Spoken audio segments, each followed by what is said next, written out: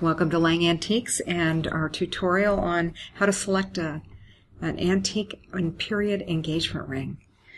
It's kind of a daunting task at first because there's so many different periods, and within each stylistic period is a great variety because all these rings were handmade and hand finished, and each individual diamond that was used was hand mined and hand cut. So you're starting, just the basics, which was what I'm going to show you today. Are still quite unique. The first ring I'm going to show you is a ring from the Victorian period. During the Victorian period, platinum was not a metal that was used, so you're only going to see yellow gold, and depending on where it was made, the carat's going to change.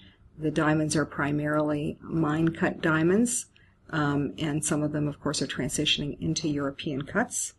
The next period we have is Edwardian. Edwardian is circa 1900 to up to the transition into Art Deco styles by about 1915. This particular ring is actually a very delicate solitaire, as many of the diamond rings are from the Edwardian period that are not more dinner ring style. We'll get into that in a later video. The next period is kind of a transition. You can see some of the elements of some of the Edwardian rings in the filigree and design. This ring is all filigree. And this is an early 18 karat white gold ring. So you can see that the color is not as white as you would find in platinum. And the Edwardian ring is platinum. And in 1915 is when the patent in the United States was filed for white gold. So filigree rings are one of the most popular rings we sell at Lang Antiques. Here is now we're well into the Art Deco period with a square box head. The square box head is very architectural in design. The diamond doesn't sit up too high, and the whole gallery is embellished with small diamonds. A classic Art Deco ring. A little later into the Art Deco period, we're still in the 1920s. You're going to see even more architecture with the step design on this ring. You can see both rings have a square style to the center. Even though the center stones were round, the heads have a box style to them.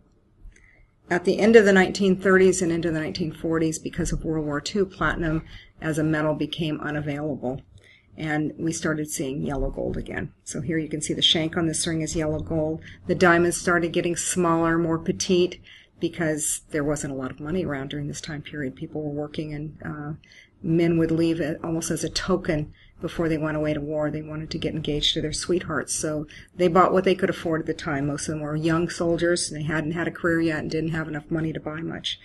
Here's another example. Very small little ring, but these were extremely popular. They were also, in the late 30s, you started seeing wedding sets, so these would have been worn with a matching wedding band as well. And then once we get into the 1950s, the solitaire is a little more streamlined, a baguette set on either side of a more modern. Many times in the 1950s, the diamonds were transitionally round cuts, and sometimes they were already a modern round brilliant cut, but a classic 1950s style with a baguette on either side. So these are your basics, and from here we'll get into all the different permutations. One of our next videos will be just on Art Deco, so you'll see all the different styles of Art Deco. Then we'll do Edwardian, we'll do 1940s and 50s probably together because the styles are not quite as extreme. But we look forward to sharing all this information with you, and if you like what you just saw, please like us on Facebook. Thank you.